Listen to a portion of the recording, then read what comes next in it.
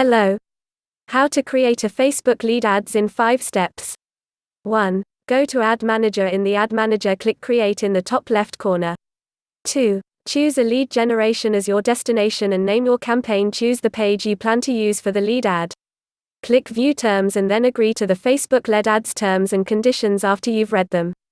3. Select your target audience, placement, budget, and schedule. Note, ads lead cannot be targeted to people under the age of 18. Select your lead ad format. You can select a carousel, a single image, video, or slideshows. 4. Add a title, body copy and call to action.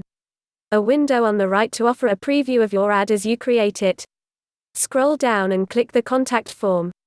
Here you can add the title of the form, add intro, questions, your company's privacy policy, and thanks display. 5. Click Finish in the top right corner. Review ads from the Ad Manager, and when you are ready to publish, click Confirm. Do you need an expert for this kind of project? Request a quote now. Thanks for watching.